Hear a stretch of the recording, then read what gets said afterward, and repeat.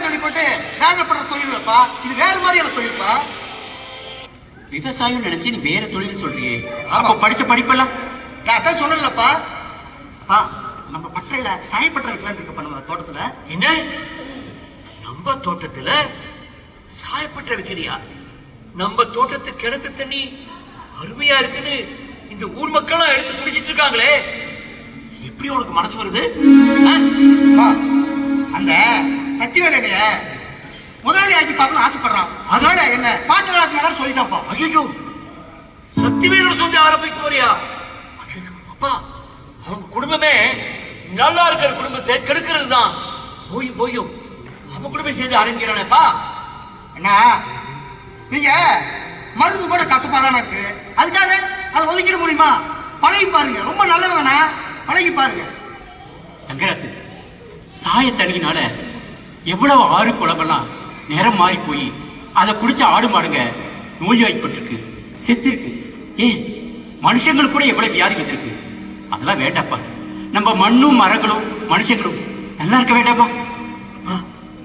எனக்கு இப்ப ஞாபகம் வருது, நம்ம மணி கூட சொன்னான் போன வாரம் நம்ம சக்திவேலுடைய தோட்டத்துல சாயப்பற்றையில சாயத்தண்ணிய சுத்திகரிக்காம ஆற்றல் கலந்து விட்டானாமா. அது ஊர் மக்கள் தெரிஞ்சு போய் யாரோ ஒருத்தர் ரிப்போர்ட் பண்ணி அந்த மாசு கட்டுப்பாடு வாரியத்துல இருந்து பெரிய பெரிய ஆபீசர்லாம் வந்து அவன் கம்பெனிக்கு சீல் வச்சுட்டு கரண்டையும் பிடிக்கிட்டானாமா. இப்ப புரியுது, அவன் கம்பெனில கரண்ட் பிடிக்கிறதுனால அங்க பண்ண முடியாதுங்கிறதுனால நம்ம கிணத்துல நிறைய தண்ணி இருக்கு, அதனால அந்த சாயப்பற்றைய நம்ம தோட்டத்தில் ஆரம்பிக்கலான்னு இவனை தூண்டி விட்டுருக்கான். அப்பா நல்லா புரியுதுப்பா.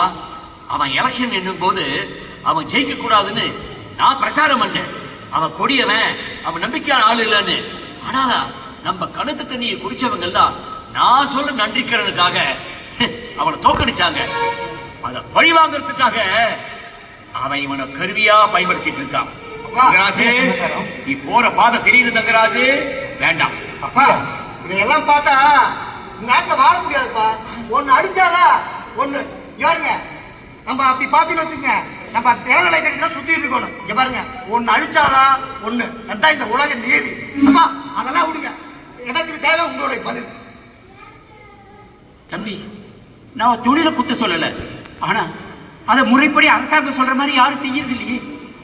அப்பா வேண்டாம்ப்பா, இந்த முடிவை நீங்க நிறைய தடவை யோசிச்சு பண்ணுங்க. நான் வர தோட்டத்துக்கு போறேன். சரி, தரையில உட்கார்ந்து சாப்பிடுறவங்க டைனிங் டேபிள் உட்கார்ந்து சாப்பிட வைக்கணும்னு ஆசைப்பட்டேன் பாரு. எனக்கு இதுவும் வேணும், இதுக்கு மேலே வேணும். இந்த வீட்டுல பிறந்ததுக்கு நான் வெக்கப்படுறேன், வேதனை பண்றேன். பிறந்துட்டாளே அதுமா, எதுக்கு போய் இவ்வளவு டென்ஷன் ஆகுற? பால் பாயசம் செஞ்சு வச்சிருக்கேன், சாப்பிடுவியம்மா? பால் பாயசம் அதுக்கு இப்போ அது ஒண்ணுதான் குறைச்சிடு. உங்க கையால பால் பாயசம் வாங்கி குடிச்சா பாயாசம் குடிக்கிறது ஒண்ணு, இந்த குடும்பத்துல